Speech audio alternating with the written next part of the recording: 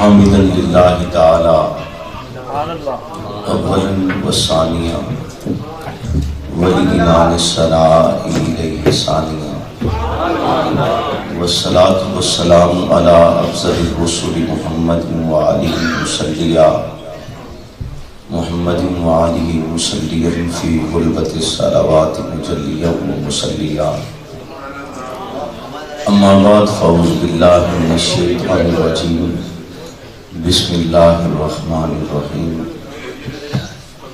محمد رسول الله والذين معه أشداء على الكفار رحماء بينهم قال النبي صلى الله عليه وسلم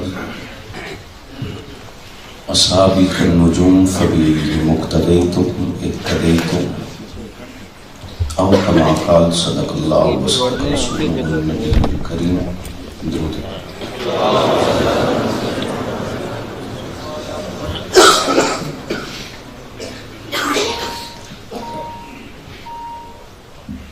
اللهم صل على محمد عبدك ورسولك ونبيك وحبيبك وخليلك صلاة دائمة بدوام ملكك وباقية ببقاء ملكك عدد خلقك ورضا نفسك ومداد كلماتك وزنة عرشك لا منتهى لها دون علمك وكذلك على جميع الأنبياء والمرسلين وعلى الملائكة المقربين وعلى عبادك الصالحين أجمعين وبارك وسلم.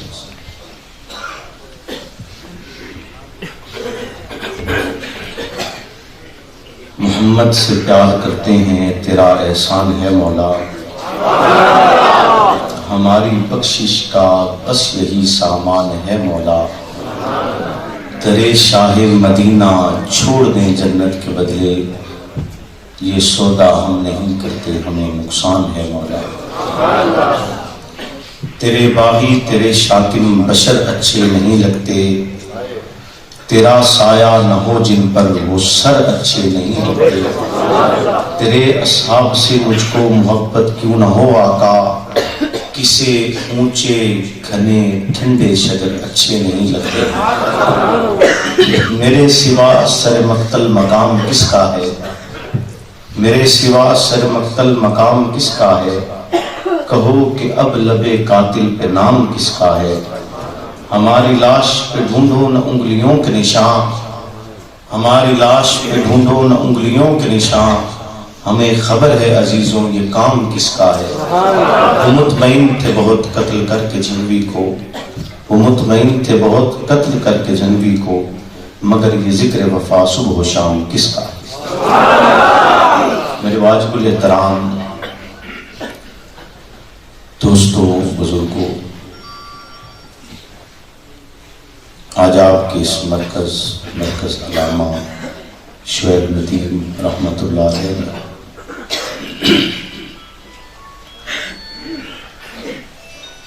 کسی کانفرنس کی غرض سے پہلی مرتبہ اپنے برادر مکرم علامہ بابر ندیم صاحب کی پرخلوص دعوت پر حاضری کا شرف حاصل ہوا ہے. اللہ رب العزت سے دعا ہو کہ وہ مجھے حق اور سچ کہنے کی توفیق عطا فرمائے،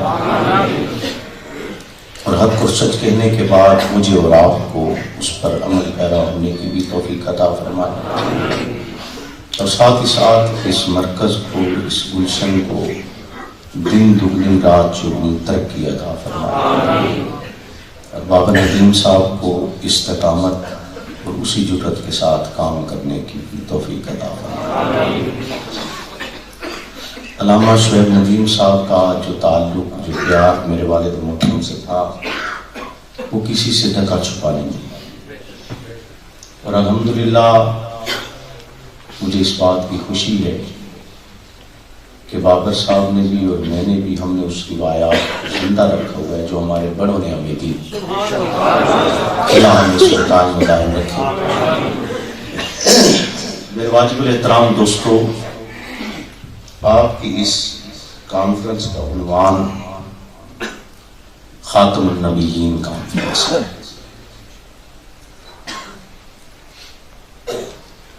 مجھ سے پہلے جیسے مجھے بتایا گیا کہ 2 عظیم خطبا آپ کے سامنے نبوت کی بارگاہ میں بلائے عقیدت پیش کر چکے ہیں،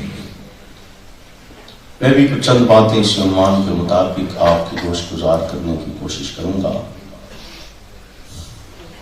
کہ آپ کا عنوان ہے خاتم النبیین، حضرت محمد رسول اللہ صلی اللہ علیہ وسلم کی ذات بابرکات کے بعد دنیا میں کوئی اور نبی نہیں آیا، نہ آئے گا۔ آج 14 صدیاں گزر چکی ہیں اور آگے جتنی صدیاں گزر جائیں یا جتنے سال گزر جائیں کوئی اور نبی نہیں آئے گا۔ یہ میرا اور آپ کا عقیدہ ہے، نظریہ ہے، ایمان ہے کہ آپ اللہ کے آخری نبی ہیں، آپ اللہ کے آخری خلیفہ ہیں، آپ اللہ کی طرف سے مبعوث کیے گئے آخری رسول ہیں، آپ آخری وہ کائنات کی شخصیت ہیں کہ جس کی اطاعت مجھ پر اور آپ پر قیامت کے دن تک فرض ہے۔ آخری وہ شخصیت ہے، آپ آخری وہ شخصیت ہیں جو معصوم ہیں۔ یہ عقیدے اور نظریے کے ساتھ کہ حضرت محمد رسول اللہ صلی اللہ علیہ وسلم کی ذات بابرکات کے بعد کوئی اور نبی اس دنیا میں تشریف نہیں لایا، نہ لائے گا، کہ آپ آخری رسول ہیں اور آپ کی ختم نبوت پر میرا اور آپ کا ایمان اور عقیدہ ہے، یقین ہے، اور اللہ ہمیں اس یقین پر قائم رکھے۔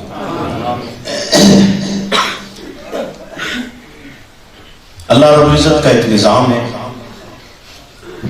اور وہ اس نظام کے تحت افراد کو دنیا میں بھیجتے ہیں،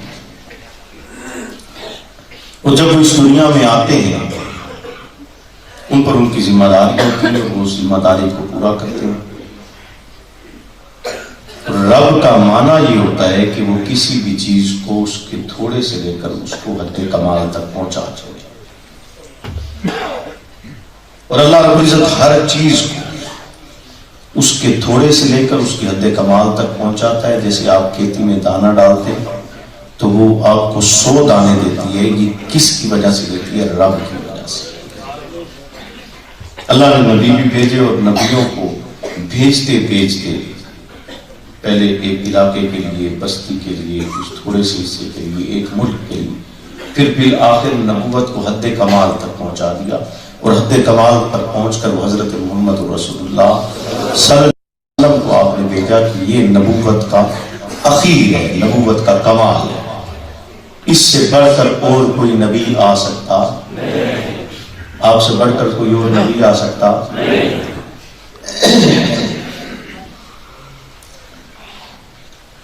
تو اس کمال تک رب العالمین نے پہنچا چھوڑا۔ اب میرا اور آپ کا ایک دعویٰ ہے، دعویٰ یہ کہ حضرت محمد رسول اللہ کے آخری نبی ہیں، آخری پیغمبر ہیں، آخری معصوم ہیں۔ یہ میرا اور آپ کا دعویٰ ہے۔ آخری وہ شخصیت ہے جس کی اطاعت مجھ پر اور آپ پر فرض ہے، اور نبوت سے کسی لمحے میں عصمت کی چادر جدا نہیں ہوتی۔ نبی ہر لمحے، ہر وقت، ہر موقع پر معصوم ہوتا ہے۔ نبی کسی لمحے میں ایسا نہیں ہوتا کہ وہ معصوم نہ ہو۔ بعض لوگ یہ کہتے ہیں کہ یہ کیسے پتہ چلے گا کہ جی حضور بشر ہیں، اگر وہ گناہ نہیں کریں گے، نعوذ باللہ من ذالک۔ نبوت کے بشر ہونے کی دلیل گناہ کرنا نہیں ہے، اور اگر کسی لمحے میں آپ سمجھے، ظاہر بات ہے جب گناہ ہوگا تو اس کا مطلب یہ ہے کہ عصمت کی چادر آپ سے کسی لمحے میں جدا ہو گئی، تو وہ وقت آپ متعین نہیں کر سکتے کہ وہ وقت کون سا تھا جس میں عصمت آپ سے جدا ہو گئی۔ اور اگر عصمت جدا ہو گئی تو میرا اور آپ کا سارا دین غلط ملت ہو گیا۔ ایسے ہی ہے نا؟ کیوں جی؟ سارا دن۔ لہذا نبی ہر لمحے میں، ہر وقت میں معصوم۔ ہر وقت میں، اور نہ صرف نبی ہر لمحے میں معصوم ہے، نبوت کا ہر ایک قول بھی معصوم ہے، نبوت کی ہر ایک حرکت بھی معصوم ہے، کیونکہ حضور فرماتے ہیں ہمارا رمیت اذ رمیت ولکن اللہ رما، میں نہیں پھینکتا، رب کہتا نا آپ نے نہیں پھینکا، ہم نے آپ سے پھینکوایا ہے۔ حضور پھینکتے نہیں ہیں، رب پھینکواتا ہے، حضور چلتے نہیں ہیں، رب چلواتا ہے۔ یعنی نبوت کی ہر ہر حرکت، نبوت کا ہر ہر قول، وہ نبوت کی طرف سے نہیں، رب کی طرف سے ہوتا ہے۔ اس پر یقین اور عقیدہ، تو اس پر یہ دعویٰ ہے کہ آپ خاتم النبیین ہیں، آپ اللہ کے آخری پیغمبر ہیں۔ اس دعوے پر دلیل کیا ہے کہ محمد اللہ کے رسول ہیں؟ میں نے بھی کہہ دیا، آپ نے بھی کہہ دیا، کلمہ بھی پڑھ لیا، اعلان بھی کر دیا، یہ بھی گواہی بھی دی کہ اللہ ایک ہے، وحدہ لا شریک ہے، اور محمد اللہ کے رسول ہیں، محمد اللہ کے بندے ہیں، ایمان بھی رکھا، یقین بھی ہے، اور یہ ہمارا دعویٰ بھی ہے کہ محمد الرسول اللہ، محمد الرسول اللہ میرا اور آپ کا دعویٰ ہے۔ اس دعوے پر دلیل کیا ہے؟ محمد اللہ کے رسول ہیں، میں اور آپ مانتے ہیں، محمد رسول اللہ پر وحی اتری، میں اور آپ مانتے ہیں، محمد رسول اللہ کے نطق معصوم سے رب کا کلام جاری ہوا، میں اور آپ مانتے ہیں، جبریل امین 23,000 مرتبہ کم و بیش تشریف لائے، میں اور آپ مانتے ہیں، محمد رسول اللہ نے ایک لازوال قوم اپنے سامنے اپنی تربیت سے ظاہر کی، میں اور آپ مانتے ہیں، یہ میرا اور آپ کا یقین ہے، عقیدہ ہے، دعویٰ ہے، محمد اللہ کے رسول ہے۔ لیکن اس پر دلیل کیا ہے؟ دعویٰ جب دیا جاتا ہے تو پھر دلیل بھی بولیے نا، محمد الرسول اللہ، یہ میرا اور آپ کا دعویٰ ہے، چونکہ محمد اللہ کے رسول ہے۔ مانتے ہیں یا نہیں مانتے؟ کلمہ بھی پڑھتے ہیں یا نہیں پڑھتے؟ لیکن آپ کے پاس دلیل کیا ہے؟ میں نے اور آپ نے مکہ میں وحی اترتی نہیں دیکھی، میں نے اور آپ نے جبریل امین کا تشریف لانا نہیں دیکھا، میں نے اور آپ نے جبریل امین کو انسانی شکل میں نہیں دیکھا، میں نے اور آپ نے کتاب اللہ کو اترتے ہوئے نہیں دیکھا، میں نے اور آپ نے رسالت پناہ کی زندگی کو نہیں دیکھا، میں نے اور آپ نے رسالت پناہ کی 23 سالہ زندگی کی سنتوں کو نہیں دیکھا۔ ہم مسواک کرتے ہیں نبوت کی سنت سمجھ کر، مسجد میں دایاں پاؤں داخل کرتے ہیں نبوت کی سنت سمجھ کر، مسجد سے باہر بایاں پاؤں نکالتے ہیں نبوت کی سنت سمجھ کر، نبوت کا کلمہ پڑھتے ہیں کہ رسالت پناہ نے یہ ارشاد فرمایا ہے، ہم آپ کے ارشاد پر عمل کرتے ہیں۔ حضور نے فرمایا جنت موجود ہے، میں اور آپ یقین رکھتے ہیں، حالانکہ ہم نے دیکھی نہیں ہے۔ جہنم موجود ہے، میں اور آپ یقین رکھتے ہیں، دیکھی نہیں ہے۔ ملائکہ موجود ہے، میں نے اور آپ نے دیکھے نہیں، یقین رکھتے ہیں۔ یہ سب یقین کس بنیاد پر؟ کہ محمد اللہ کے رسول ہے، اس دعوے کی بنیاد پر ہے۔ اور اس دعوے پر دلیل کیا ہے کہ وہی اترتی ہوئی کس نے دیکھی ہے؟ وہی اتری تو لکھی کس نے؟ وہی اتری تو یاد کس نے کی ہے؟ وہی اتری تو کس کے سامنے بیان ہوئی ہے؟ وہی اتری تو کس نے نبوت کی سنت پر عمل کیا ہے؟ نبوت نے مسواک کیا تھا، کس نے بتلایا ہے؟ نبوت نے وضو کیا تھا، کس نے بتلایا ہے؟ نبوت نے نماز پڑھی تھی، کس نے بتلایا ہے؟ نبوت مسجد میں ایسے داخل ہوتی تھی، کس نے بتلایا ہے؟ نبوت کا ازواج رسول سے کیا تعلق تھا؟ کس نے بتلایا ہے؟ نبوت کا اہل بیت رسول سے کیا تعلق تھا؟ کس نے بتلایا ہے؟ جبریل امین تشریف لائے، کس نے بتلایا ہے؟ نبوت پر یہ تو کتاب اللہ اتری ہے، کس نے بتلایا ہے؟ کتاب اللہ میرے اور آپ کے پاس موجود ہے، محفوظ ہے، کس کی بدولت یہ کتاب اللہ میرے اور آپ کے پاس محفوظ طریقے کے ساتھ موجود ہے؟ کس نے بتلایا ہے کہ محمد اللہ کے رسول ہے؟ کس نے بتلایا ہے محمد اللہ کے آخری رسول ہے؟ کس نے بتلایا ہے کہ محمد رسول اللہ کو سید الانبیاء بنایا گیا؟ کس نے بتلایا ہے کہ محمد رسول اللہ نے ایک رات کے اندر، رات کے مختصر حصے کے اندر بیت اللہ سے مسجد اقصی تک کا سفر کیا ہے، پھر آپ عرش پر گئے؟ کس نے بتلایا ہے؟ کون سے وہ افراد ہیں کہ جب محمد رسول اللہ وادی فرام کی چوٹی پر کھڑے ہو کر اعلان کرتے ہیں لا الہ الا اللہ محمد رسول اللہ، تو کون سے افراد تھے جنہوں نے نبوت کا کلمہ سنے؟ کون سے افراد تھے جنہوں نے نبوت کے کلمے پر پہرا دیا ہے؟ کون سے افراد تھے جنہوں نے آپ کے کلمے پر چلتے ہوئے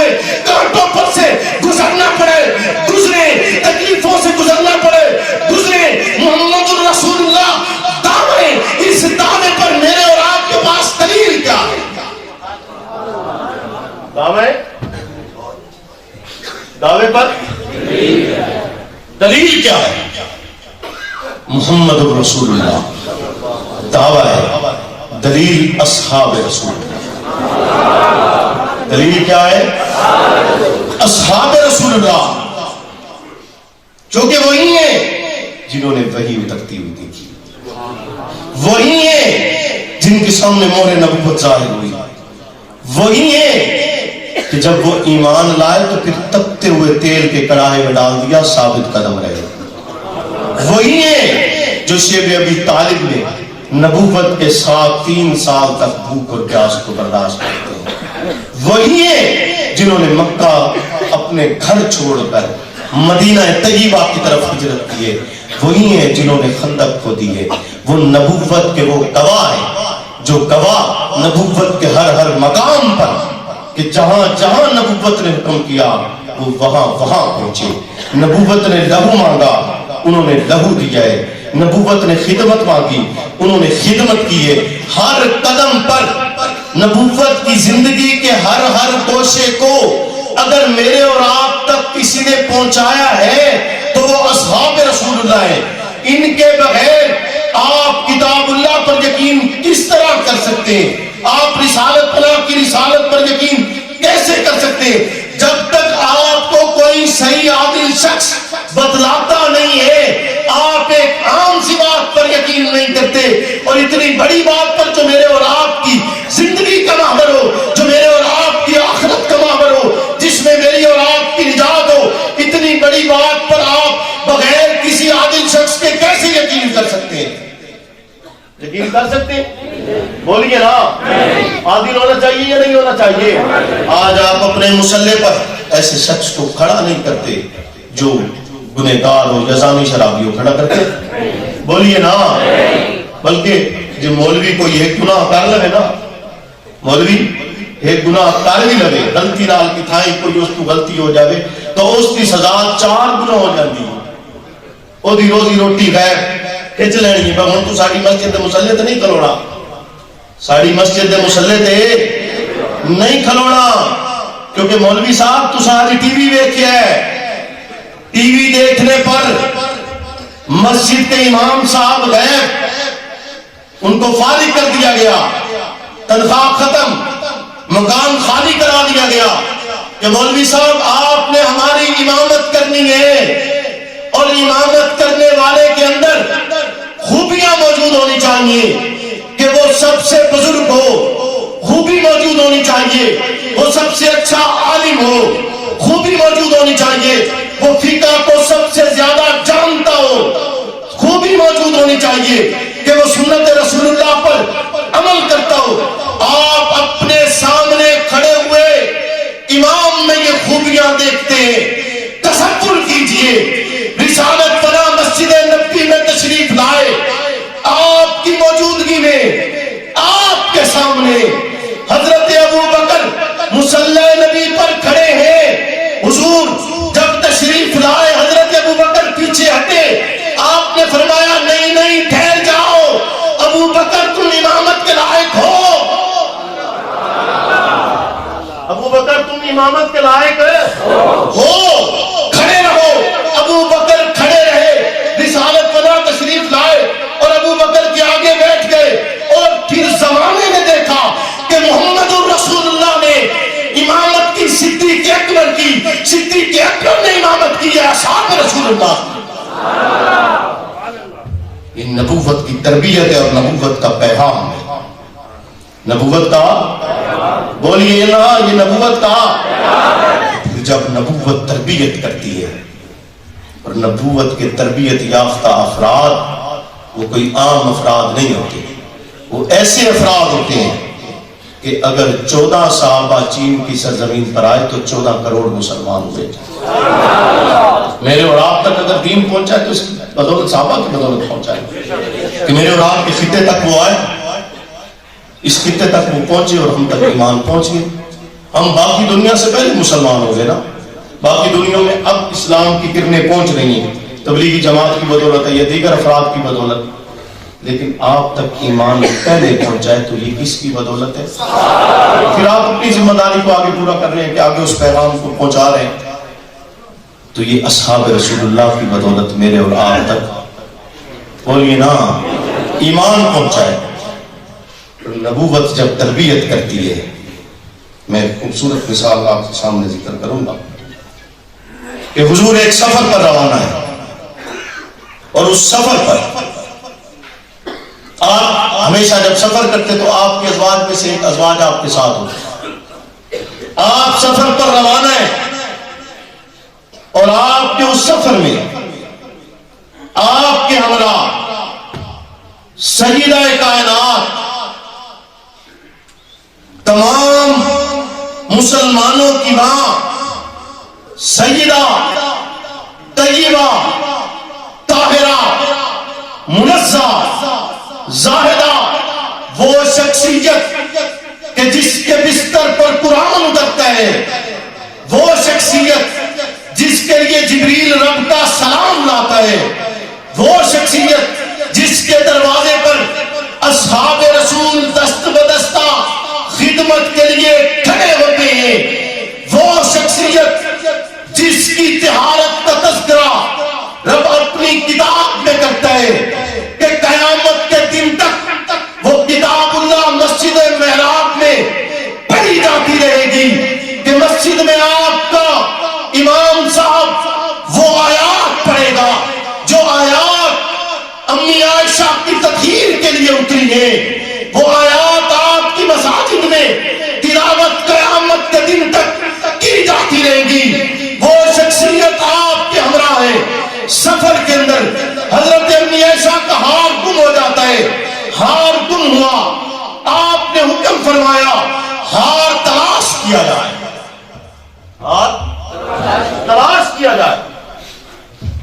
صحابہ نے یہ نہیں کہا، نبوت کی تربیت دیکھیے، صحابہ نے یہ نہیں کہا کہ اللہ کے رسول ہم نے آپ کے ہاتھ پر موت کی بیعت کی تھی اعلاء کلمت اللہ کے لیے، ہم نے مکہ چھوڑا تھا اعلاء کلمت اللہ کے لیے، ہم نے مدینہ میں پناہ لیے اعلاء کلمت اللہ کے لیے، ہم نے اپنے بچے چھوڑے ہیں اعلاء کلمت اللہ کے لیے، ہم نے خون بہایا اعلاء کلمت اللہ کے لیے، ہم بدر و احد میں آئے ہیں اعلاء کلمت اللہ کے لیے، ہم نے خندق کھو دیے اعلاء کلمت اللہ کے لیے. کیا ہم نے اس لیے یہ ساری قربانیاں دی ہیں کہ آج اس صحرا میں جہاں پانی کی ایک بوند تک دستیاب نہیں ہے اس صحرا میں ہم ہار تلاش کریں؟ کیا ہم نے اس لیے یہ بے پناہ قربانیاں دی ہیں؟ نہیں، صحابہ نبوت کی بارگاہ میں یہ کہتے ہوئے نہیں آئے کیونکہ وہ سمجھتے ہیں کہ امی عائشہ نبوت کی دستار ہے، وہ سمجھتے ہیں کہ امی عائشہ نبوت کا لباس ہے، وہ سمجھتے ہیں کہ امی عائشہ نبوت کی عزت ہے، وہ سمجھتے ہیں کہ امی عائشہ نبوت کا حرم ہے، وہ سمجھتے ہیں کہ نبوت نے ایسی شخصیت کے لیے فرمایا ہے کہ میں مجھ پر موت آسان ہو گئی، میں نے دیکھ لیا عائشہ کو جنت میں. وہ سمجھتے ہیں کہ یہ مومنین کی ماں ہے، وہ آتے ہیں اور عرض کرتے ہیں کہ اللہ کے رسول حال نہیں مل رہا ہے اور نماز کا وقت بھی تنگ ہو رہا ہے، نماز کا وقت اتنا تنگ ہو رہا ہے کہ وضو کا پانی دستیاب نہیں ہے، حکم فرمائیے یہاں سے چلے جائیں.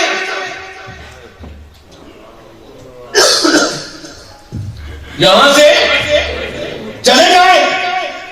رسالت خاموش ہے، آپ خاموش ہیں، اور آپ کی اس خاموشی میں صحابہ بار بار سوال کرتے ہیں، بار بار سوال کرتے ہیں کہ چلے جائیں، نماز کا وقت تنگ ہو رہا ہے. رسالت پنا خاموش، اور آپ کی اس خاموشی پر رب حکم کرتا ہے کہ جبریل تڑپ کر جائیے اور جا کر کہہ دیجئے کہ اگر پانی دستیاب نہیں ہے تو 2 ہاتھ مٹی پر ماریے، چہرے پر ملیے، 2 ہاتھ مٹی پر ماریے، بازوؤں پر ملیے، اور مل کر آپ نماز پڑھیں گے. رب کہتا ہے آپ وضو کر کے پڑھتے ہیں، رب قبول کرتا ہے. آپ رکوع کرتے ہیں، رب قبول کرتا ہے. آپ نے پانی استعمال کیا، رب کہتا ہے میں نے قبول کی. آپ پاک مٹی سے تیمم کریں گے، رب کہتا ہے میں نے قاعدہ نظام اور دستور بدلے کہ آپ مٹی کے ساتھ